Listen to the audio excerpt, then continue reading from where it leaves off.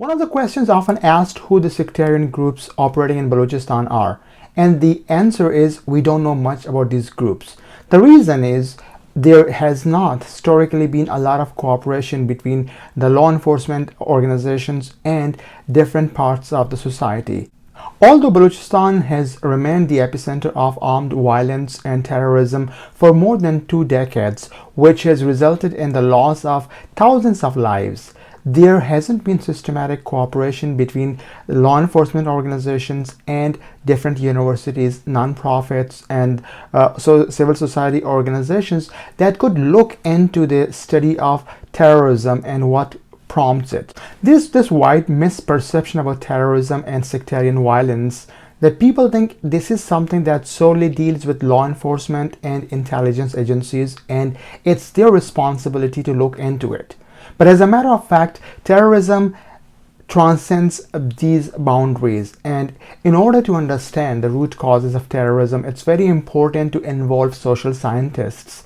And that's one thing that has not happened in Balochistan. The police and the intelligence have been sitting on data and information about different criminal activities for a long time. And people elsewhere in government universities, at think tanks, at research organizations, they haven't had access to this information.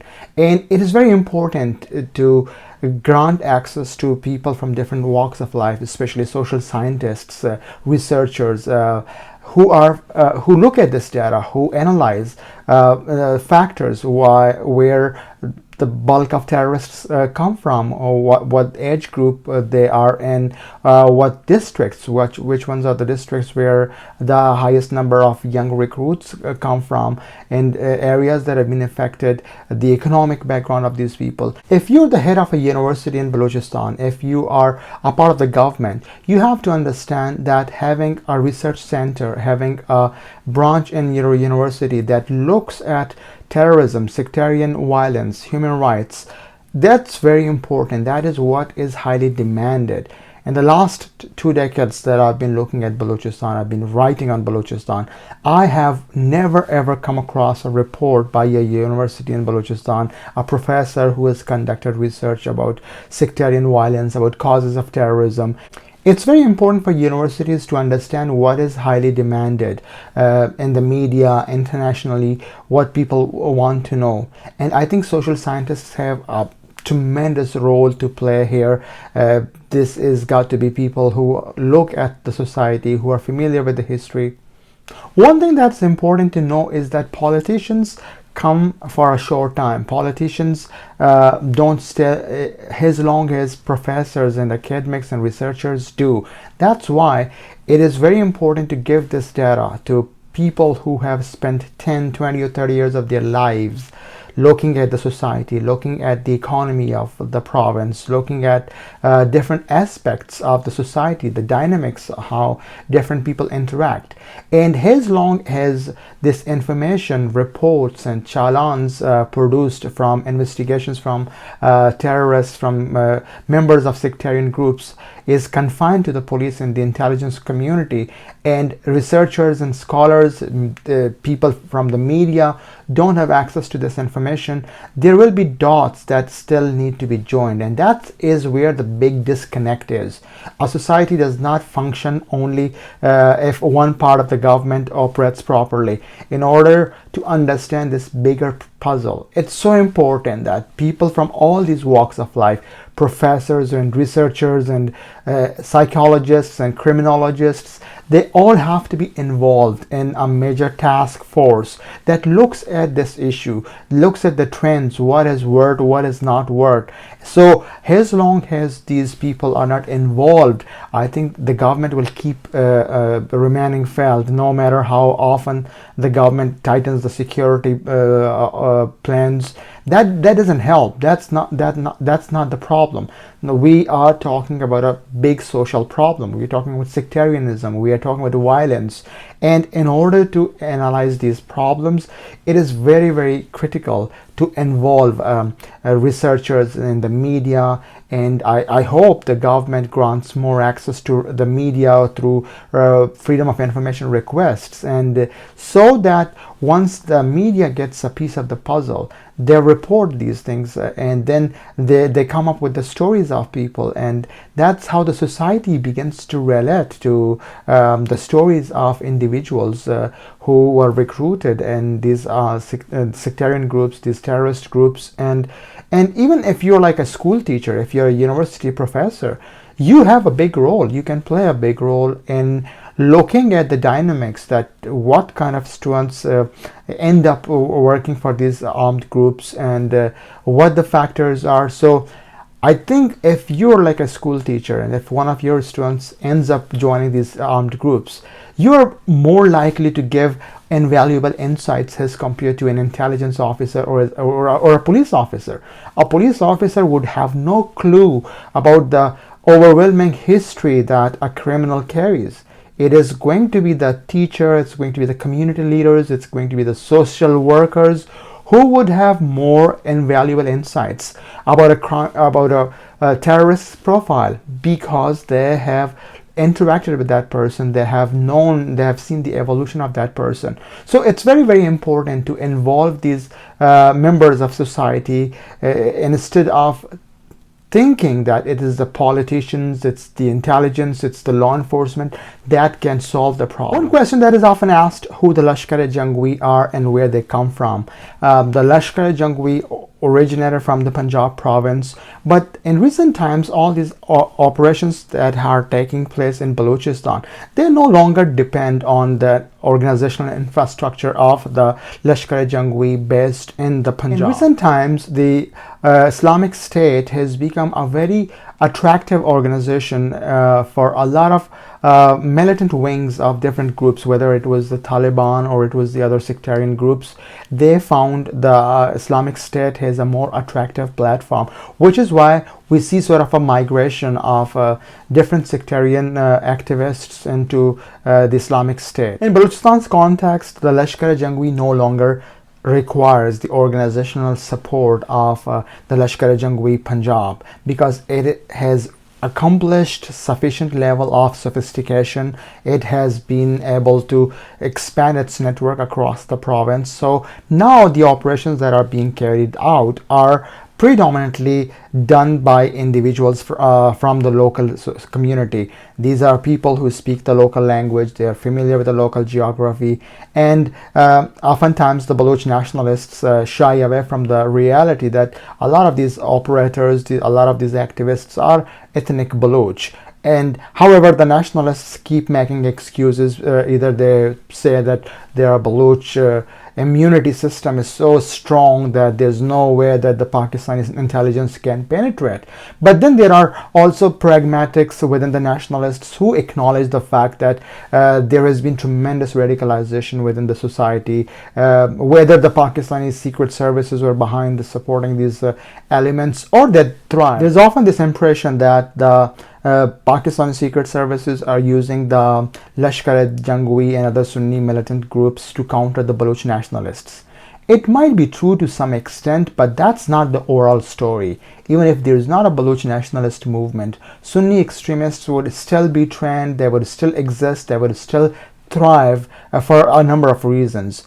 And one of the things that we have seen is that the Sunni militant groups haven't directly clashed with the Baluch nationalists as much as we had seen in the Khyber Pakhtunkhwa province, where the Pakistani Taliban regularly clashed and carried out attacks against the secular Awami National Party. A more accurate depiction of the whole situation would be to say that the attention from Lashkar-e-Jhangvi was diverted while we were covering the Baluch nationalist movement, while everybody was talking about the military operation, the so-called Indian involvement in Balochistan, the issue of the disappeared people. So overall focus has been on Baluch nationalist movement in Balochistan, the insurgency that has taken a lot of attention, whereas the Lashkar-e-Jhangvi and other sectarian groups have taken advantage of all that time when there wasn't enough attention on them to mobilize, to get support, and to work with each other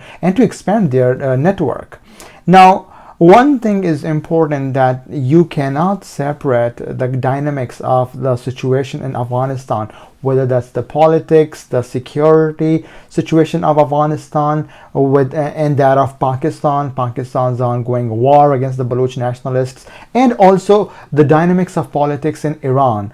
In Iran, there is a sizable Baluch population, and the Baluch population over there faces dual discrimination. They are Sunnis in a predominant Shia country, and they're also ethnic Baluch in a Persian dominated country. So a lot of Baluch in Iran, they come to Pakistan for the education of Sunni Islam. They go to religious schools in Pakistan, which is where they build all this network of friends and people and like-minded folks who eventually end up either joining the religious parties like the Jamaat Islami and the Jamiyat Ulama Islam, or opt for more radical approaches such as joining sectarian groups and going for jihad, or what they call as jihad, in Afghanistan and Kashmir and other places. But one area that attracts them the most is anti-Shia sentiment. For obvious reasons, for the Sunni students from Iran studying in Pakistani schools, anti-Shia sentiments are like the most appealing thing to them, which is why they find quick connection with groups like the Lashkar-e-Jhangvi that are staunchly anti-Shia. And that's when they go back to Iran, they have in recent times, in recent years, carried out attacks through different platforms. Initially it was the Jandullah, which carried out attacks on the Iranian security forces. But it's important to understand that the Sunni groups operating in Iran have nothing in common with the Baluch nationalists fighting in Pakistan.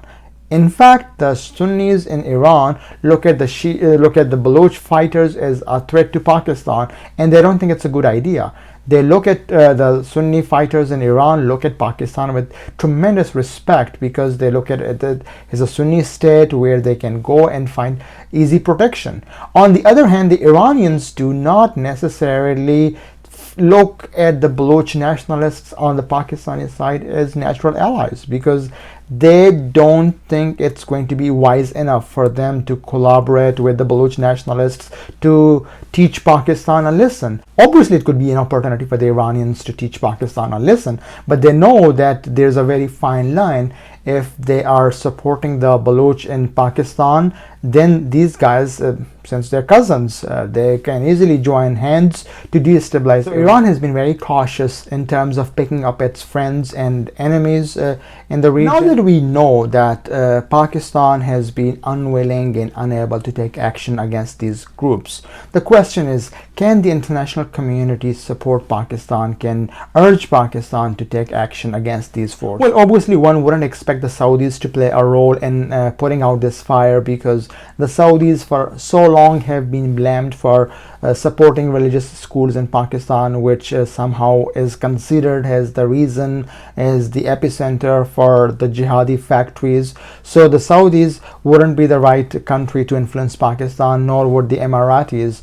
However, China could play a very positive role in terms of convincing Pakistan that enough is enough. It's got to look at the opportunities that China is offering Pakistan with the China Economic Corridor. China does understand that, a Pakistan where sectarian groups operate with impunity, religious extremists carry out attacks, would not be a good ally. This would not serve the Chinese interest. No country can influence Pakistan as much as the Chinese in terms of convincing it to move after these terrorist groups and take action and dismantle their networks.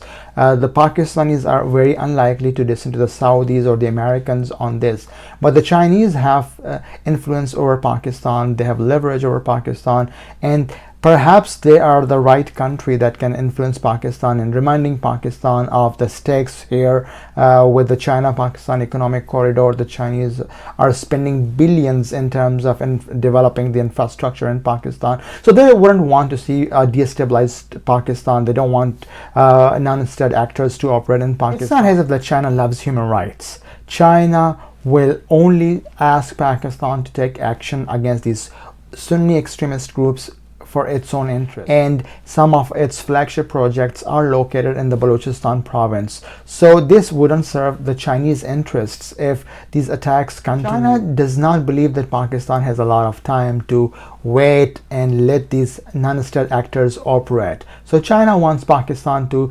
dismantle these networks as soon as possible so that they are able to focus on the China-Pakistan economic corridor and projects, because the Chinese are spending billions of dollars in Pakistan, hoping that this is going to change Pakistan and stabilize Pakistan. For obvious reasons, the Chinese have their own objectives, but the Chinese can't afford to see a Pakistan where different sectarian groups and armed groups are operating, and Pakistanis would most likely to listen to the Chinese. Let's be clear about one thing, that the issue of sectarian violence in Balochistan is not as simple as a lot of politicians portray it to be. This is very simple for the interior minister, for the chief minister, for the prime minister, for all high ups in the government to say, well, this is the foreign elements carrying out these attacks. They will be brought to justice. The government condemns an attack and assures the community that these attacks will not be carried out. That's a very simplistic way of looking at it. This is a problem that has plagued Pakistan for many decades now. So in order to understand this problem, in order to understand its dynamics, in order to resolve this problem, it is very important that people from different walks of life are involved, and this is no longer deemed as an issue of the law enforcement and intelligence community only. It's gonna take a long time. This is not gonna be easy, but we have to initiate that process. It is very important to involve people from different walks of life into this work.